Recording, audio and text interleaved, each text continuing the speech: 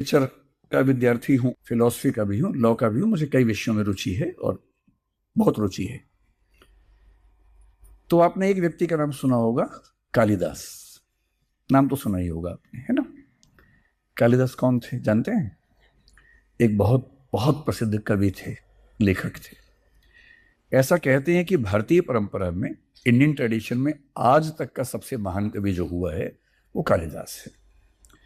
कवि होना आपकी नज़र में छोटी बात है कि बड़ी बात है, मुझे नहीं पता। मेरी नज़र में कवि होना कुछ भी और होने से बड़ी बात है। मतलब जज होना, वकील होना बड़ी बात है, लेकिन मेरी नज़र में उन सबसे बहुत बड़ी बात एक अच्छा कवि होना है। और कालिदास, मैं हिंदी की बात नहीं कर रहा हूँ, पूरी भारतीय परंपरा की बात कर रहा हूँ, जिसमें हिंदी भी है, संस्कृत भी है, सब है। उस पूरे ट्रेडिशन के सबसे महान कवि माने जाते हैं। उन्होंने मेघदूत लिखा, आपने नाम सुना होगा, है ना? उन्होंने विक्रमोर्वशीयम लिखा, अभिज्ञान शकुंतलम लिखा। ये सब नाटक उनके लिखे हुए हैं। और लोग दंग हैं आज तक कि इतना महीन, इतना गहरा कोई कैसे लिख सकता है। पर उनकी लाइफ के बारे में हमें ज्यादा नहीं पता। थोड़ी बहुत चीजें मिलती हैं, लेकिन डाउट रहता है कि वो इस समय में हुए, कि उस समय में हुए, कि उस समय में हुए। डाउट है रियल लाइफ में क्या क्या हुआ, इसको बहुत डाउट्स हैं इस बात पर। तो एक लेखक ने उनके बारे में एक नाटक लिखा। उस लेखक का नाम है मोहन राकेश, और नाटक का नाम है आषाढ़ का एक दिन। कभी मौका मिले जिंदगी में तो पढ़िएगा उसको। और ये सिर्फ वकील बनने का मजा नहीं है। ठीक है, वकालत का प्रोफेशन है, लेकिन किसी भी फील्ड में अच्छा होने का मतलब है अपनी फील्ड के साथ कुछ और फील्ड्स में भी अपना हाथ पांव चलाते रहना, उसमें चहलकदमी करते रहना। तो मोहन राकेश ने कालिदास की लाइफ को री इमेजिन किया। कैसे किया मैं आपको सुना रहा हूं, आप मुझे बताना कितने सफल है वो। तो कालिदास एक गांव में रहता था, एक लड़की से मोहब्बत करता था। उस लड़की का नाम इमेजिन किया है मल्लिका। हिस्ट्री में ऐसा मिलता नहीं है, इन्होंने इमेजिन किया है। खूब प्रेम करता था। बरसात आती थी, दोनों भीगते थे, खेलते थे। वहां बहुत सारे हिरण थे, खरगोश थे, उन सब से उसकी दोस्ती थी। एक एक हिरण, एक एक खरगोश, एक एक पक्षी कालिदास का दोस्त था। ऐसी दोस्ती। उस पूरे इलाके में किसी को भी दिक्कत हो, कालिदास हमेशा उसकी हेल्प करता था। इतना जिंदा दिल आदमी था। प्रेम करता ही था, कविताएं भी लिखता था। और उसको इतना सुकून था अपनी जिंदगी में कि उससे ज्यादा उसको चाहिए नहीं था कुछ। बस एक दिक्कत थी कि उसे गांव के लोग, उसके पेरेंट्स तो थे नहीं, उसके मामा थे, और मामा उसको बहुत धिक्कारते थे कि यार पेड़ हो गया, इतना बड़ा हो गया, कुछ कमाया करो यार। खाली यहाँ घूमते रहते हो, घास चलाते रहते हो, कभी पशुओं को ले, यार कुछ काम धाम करो, कमाओ पैसा, बाहर जाओ, परिवार की इज्जत बढ़ाओ। कालिदास को लगता था, और मल्लिका को भी, सब ठीक तो है जिंदगी में, क्यों हमें इसके अलावा कुछ और चाहिए। खैर, एक दिन क्या हुआ, राजा के दरबार से उज्जैनी, उज्जैन जिसको असम में बोलते हैं ना, वो राजधानी थी गुप्त साम्राज्य की। अचानक वहां से एक दूत आया। इसको पता नहीं कि वो दूत है। इन दोनों का झगड़ा हो गया। झगड़ा किस बात पे हुआ कि दूत ने आते एक हिरण को तीर मारा। और कालिदास को पता लगा, उसने उस हिरण को बचाया, उसकी सेवा की, गोदी में लेके उसको जा रहा था कि अचानक उस सैनिक बोला, जो दूत था, उसने कहा कि ये मेरी संपत्ति है, छोड़ दो इसको। उसने कहा मैं अपनी जान दे दूंगा, इसको नहीं दूंगा। और अगर तुम्हें युद्ध करना तो युद्ध कर लो, तुम्हारी जान जा सकती है, लेकिन इसकी जान हम बचाएंगे। और तब पता लगा कि वो जो दूत आया था वो कालिदास को ले जाने के लिए आया था, क्योंकि राजा ने उसका ऑफर दिया कि आप राजकवि बनो। अब कालिदास बड़ा कंफ्यूजन में था कि मैं यहां से चला जाऊंगा तो बचेगा क्या मेरे पास। भाई मेरी मोहब्बत यहाँ है, परिवार यहाँ है, समाज यहाँ है, पशु पक्षी जो मेरे परिवार का हिस्सा है वो यहाँ है, मैं इतना खुश रहता हूँ यहाँ, तो बड़े शहर में जाके क्या करूंगा। तो उसकी प्रेमिका ने समझाया कि देखो यहाँ तुम्हें सम्मान नहीं मिलता है, कोई तुम्हें पूछता नहीं है, सब बेइज्जती करते हैं। वहां जाओगे सम्मान मिलेगा, राजकवि हो भाई, समझ लो कि सेक्रेटरी रैंक के अधिकारी हो, इतने बड़े अधिकारी बन जाओगे, कितना सम्मान होगा, लोग सलाम ठोकेंगे तुम्हें, आगे पीछे घूमेंगे, खूब पैसा होगा, हर चीज तुम्हारे पास होगी, जरूर जाओ तुम। तो वो चला गया। राजकवि बहुत बड़ी बात होती है, कल्चरल मिनिस्टर समझ लीजिए कुछ वैसा। हर तरह की शान शौकत उसको मिल गई, खूब सम्मान। और उसने वहां रह के कई महाकाव्य लिखे, बड़ी बड़ी रचनाएं लिखी। लेकिन धीरे धीरे उसको लगा कि वो अंदर से सूखता जा रहा है। उसकी प्रेमिका वहां नहीं थी, मल्लिका, किससे बात करे। और बड़े शहर में राजनीति के बीच में जब आप होते हैं तो हर व्यक्ति आपसे कंपटीशन की निगाह से बात करता है। जैसे आप ही सब दोस्त हैं, दोस्त भी हैं, दुश्मन भी है, साथ साथ कंपटीशन भी है, आगे ना निकल जाए मुझसे। और दोस्त सफल हो अच्छा लगता है, पर आगे निकल जाए तो नहीं झेला जाता है। और जो व्यक्ति 24 घंटे राजनीति के कॉम्पिटिशन्स में रहेगा, उसकी मानसिक हालत क्या होगी। हर समय सफल होने की जिम्मेदारी, चिंता। और धीरे धीरे उसको लगने लगा कि परेशान हो गया। लेकिन सत्ता की भूख भी थी। गांव के लोग कहने लग गए थे कि वाह, बच्चा हो तो वैसा, हमारे गांव का नाम बढ़ा दिया इसने, कमाल कर दिया। ये सम्मान भी अच्छा लगता है। अंदर से वो सूखता जा रहा है, प्रेम नहीं है, ना कोई दोस्त है। और इतने में राजा ने उसको एक ऑफर दिया। राजा ने कहा कि कालिदास, तुम राजकवि हो, मैं सोच रहा हूं कि तुमको राजा बना दो। राजा बनोगे,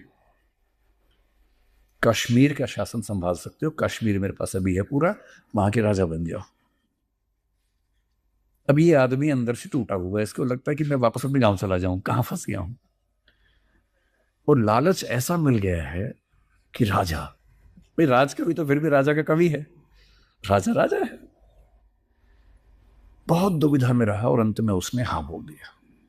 तो राजा ने कहा बस एक कंडीशन है, मेरी बेटी से शादी करनी होगी। बेटी का नाम था प्रियंगु मंजरी, जो इतिहास में विद्योत्तमा मिलता है, उस नाटक में प्रियंगु मंजरी नाम है। बहुत दुविधा कि मैं प्रेम तो मल्लिका से करता हूं, पर राजा बनने की ऐसी ललक कि उसने अंत में हाँ बोल दिया। प्रियंगु मंजरी से शादी हो गई और दहेज में मिल गया कश्मीर, कि जाओ राजा बन जाओ। चला गया राजा बनने के लिए। अब जो आदमी कवि होता है ना, उसके बस की बात आमतौर पर है नहीं कि वो राजा बने, बहुत मुश्किल होता है। कभी इमोशनल व्यक्ति होता है, भावनाओं वाला आदमी है। राजा को कितने सारे षड्यंत्र करने हैं, साजिशें करनी है, युद्ध करने हैं, हत्याएं करनी है। एक कवि वाले मन का आदमी हत्याएं जब करेगा तो कैसे करेगा। और ये आदमी वहां गया, दिन भर राज दरबार में बैठता था। सारे मंत्री वही बकवास करते थे कि सर उस पर हमला कर दें, सर उसको हिंसा कर दें, उसको मार दें, उसका ये कर दें। और ये कह रहे शांति से, हेलो ना यार, क्यों ऐसा करते हो।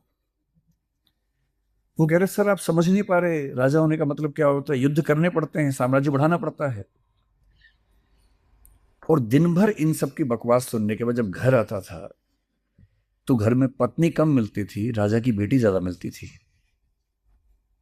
और वो राजा की बेटी भी हिसाब किताब वाले अंदाज में बात करती थी कि मेरे पापा ने तुमको दिया है राज, ध्यान रखना, शिकायत कर दूंगी, ठीक से काम करो, आगे बढ़ाओ साम्राज्य को।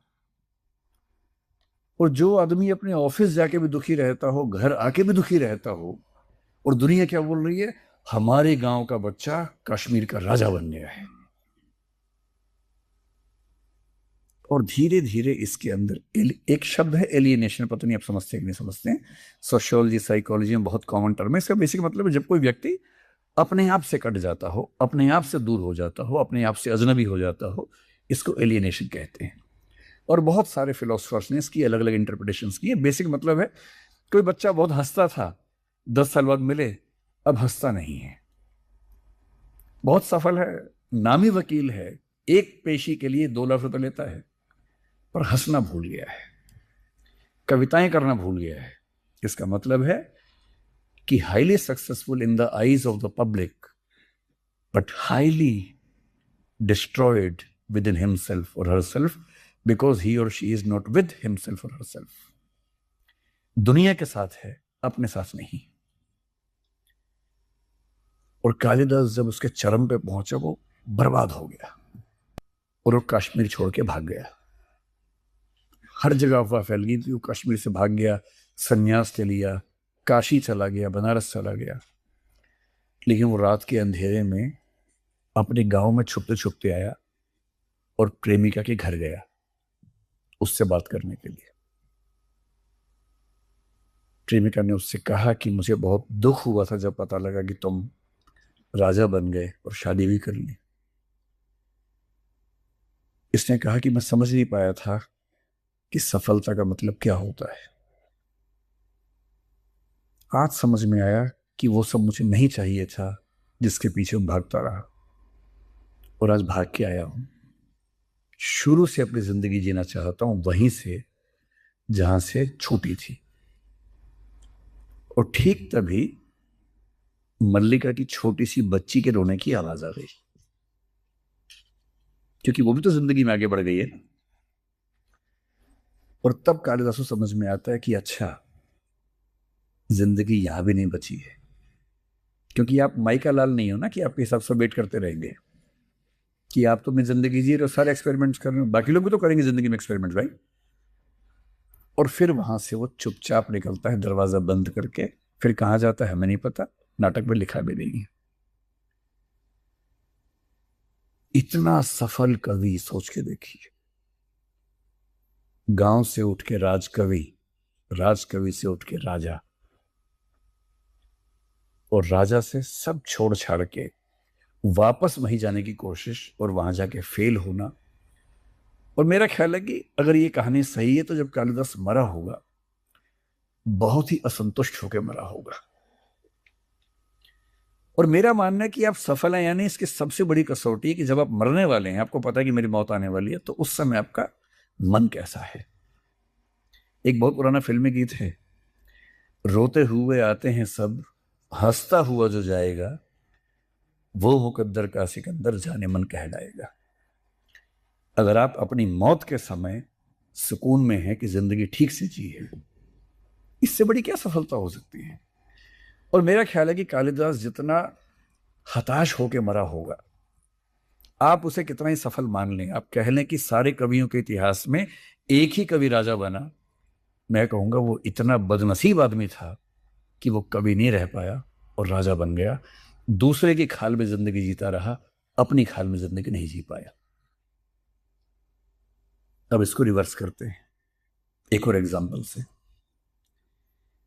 पूरे भारत में सबसे महान कवियों में अगर आपको दो को रखना हो तो नंबर 2 पर, या कई लोग नंबर 1 पर कहेंगे, उनका नाम है तुलसीदास। आपने रामचरितमानस सुनी होगी कविता, हनुमान चालीसा सुनी होगी, उन सब के लेखक तुलसीदास अकबर के समय के हैं, बड़े प्रसिद्ध कवि थे। उसी समय में एक और कवि हुआ था रहीम, आपने नाम सुना होगा, अब्दुल रहीम खान खाना। रहीम उसी परंपरा के आदमी हैं जो दरबार के साथ चलते थे। अकबर के 9 रत्न हुए, आप समझ लें कि 9 कैबिनेट मिनिस्टर्स थे। उन 9 कैबिनेट मिनिस्टर्स में से एक था रहीम, राजा भी और कवि भी। तुलसीदास अपना एकदम गांव में रहने वाले आदमी, अकेले रहने वाले, शांति से लिखना पढ़ना, मंदिर जाना, वैसे कवि थे। तुलसीदास बीमार हैं, रहीम को पता लगा।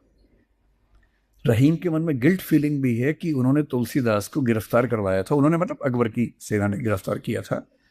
इनको गिल्ट फीलिंग है कि इतने महान कवि को हमने गिरफ्तार कैसे कर लिया।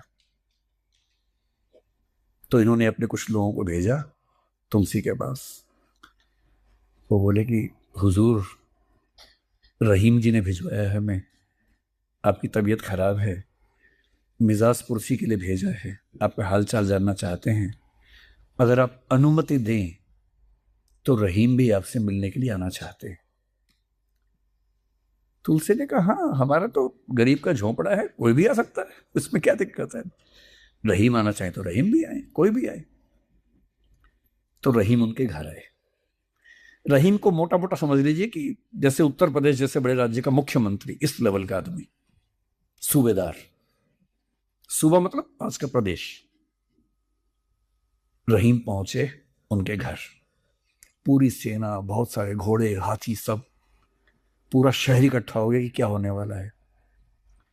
और तब रहीम अंदर पहुंचे। इनके पास तो बैठाने कुछ था ही नहीं, ना सोफा था ना कुछ था, चटाई बिछी हुई थी, ये बैठे हुए थे, वो भी चटाई पे आके बैठ गए। बातें होने लगी साहित्य के बारे में। रहीम ने कहा आपका साहित्य पढ़ता हूँ, बहुत गदगद होता हूँ, मन करता है आपसे मिलके आपको कहूँ कि आप कितने महान है, पर हिम्मत कभी नहीं पड़ती। सोचिए, जिसके पास लाखों की सेना है उसकी हिम्मत नहीं पड़ रही है। और ये कह रहे नहीं, मुझसे मिलने जब मन करे आ जाओ, हिम्मत ही क्या जरूरत है, हम तो एक ही राह के पथिक हैं, मिल सकते हैं। और तब रहीम अंत में क्या बोल रहे हैं कि अगर आप बुरा ना माने तो एक बात कहनी थी। तुलसी बोले कहिए, बुरा क्या मानना है, आप मित्र हैं, कहिए जो कहना कहिए। कि मेरी इच्छा थी कि अकबर से बात करूं, और अकबर भी आपका सम्मान करते हैं। मेरी इच्छा है कि आप एक बड़े मनसबदार या जागीरदार बने। मैं अकबर जी से कहूंगा एक बहुत बड़ी जागीर आपको मिल जाएगी, आप उस जागीर के मुखिया बनेंगे और आपको अपने हिसाब से सम्मान मिलेगा जितना आपको मिलना चाहिए। तुलसीदास 3 4 5 सेकंड चुप रहे और उसके बाद एक दोहा सुनाया उनको। अब बताना समझ में आया कि नहीं आया दोहा। दोहा ये था, हम चाकर रघुबीर के पट्ट्यो लिखो दरबार, तुलसी अब का होहिंगे नर के मनसबदार। समझ में नहीं आया होगा आपको, मैं समझा देता हूं। इसका मतलब है हम चाकर रघुवीर के, रघुवीर मतलब राम, हम तो राम के नौकर हैं, राम के चाकर हैं। पट्ट्यो लिखो दरबार, उनके दरबार में हमने पट्टा लिखा हुआ है। पट्टा मतलब कॉन्ट्रैक्ट, लॉ ऑफ कॉन्ट्रैक्ट जो होता है ना अपनों का, वो हमने तो कॉन्ट्रैक्ट लिखा हुआ है, पट्टा लिखा हुआ है, हम तो राम के नौकर हैं, राम के चाकर हैं। तुलसी अब का होएंगे, तुलसी खुद को बोल रहे कि अब हम क्या बनेंगे, नर के मनसबदार, किसी आदमी के मनसबदार क्या बनेंगे, हम तो भगवान के नौकर हैं। और भगवान का नौकर किसी इंसान का बनेगा जागीरदार मनसबदार, ये प्रमोशन है कि डिमोशन है? तो डिमोशन है। और रहीम छोटा सा मुंह लेके वहां से लौट गए। इतिहास कहता है कि तुलसीदास कभी राजा नहीं बने, कालिदास राजा बने। आपको बताना है कि इनमें से ज्यादा सफल कौन था। अगर आपको ये दोनों जिंदगी जीने का मौका मिल जाए तो आप कालिदास बनना चाहेंगे या तुलसीदास बनना चाहेंगे? दुविधा में है कि कालिदास ही ठीक है, राजा बन लो, बढ़िया है। अरे मरते समय रो लेंगे थोड़ा सा, सब बर्बाद हो गया, खराब हो गया, क्या फर्क पड़ता है, लेकिन राजा तो बनेंगे, राजा बनने का अपना मजा है। चलिए, अभी आप 18 19 20 साल की उम्र में हैं तो आपके लिए जीवन का अर्थ थोड़ा अलग है।